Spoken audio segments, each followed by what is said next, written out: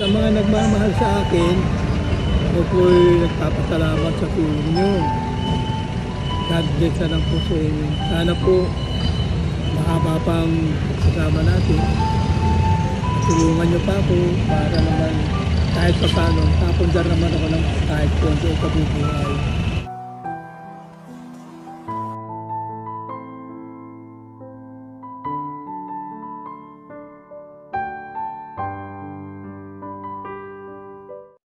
Tay, kumusta?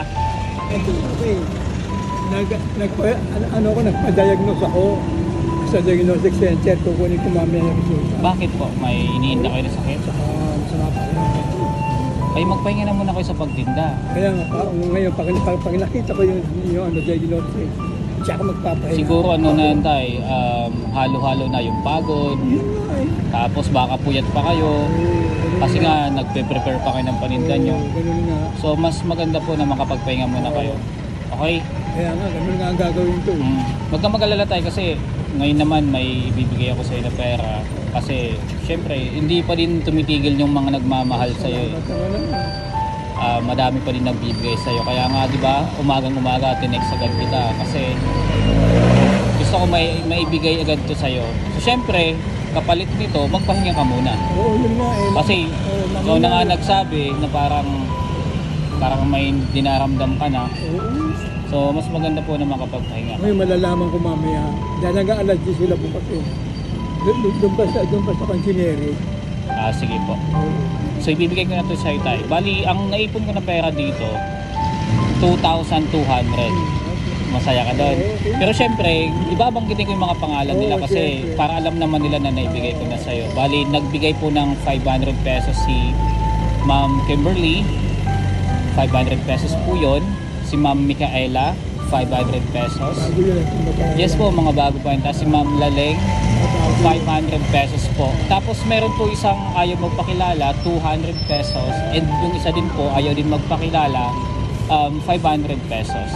So, bali, mayroon kang total of 2,200 pesos sa akin. Okay?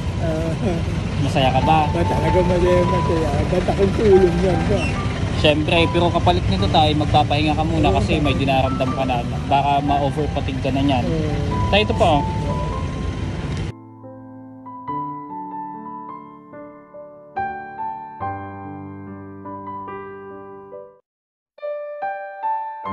Tago mo na po yan, Tay. Sa mga nagmamahal sa akin, ako po'y nagpapasalamat sa tulong nyo. God bless na lang po sa inyo. Sana po mahaba pang kasama natin. Tulungan nyo pa ako para naman kahit pa paano, tapundar naman ako ng kahit konti o kabubuhay.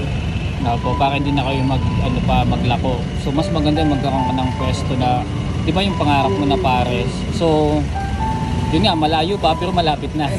May konti na tayong ipon, di ba? So, sana matupad mo yun, Tay. Payawa naman ng Diyos.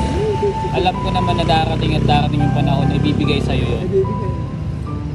Dala mo pala yung foldable chair, ah. Lagi mong dalhin para hindi ka nangangawit kakatayo pag nagtitinda ka po.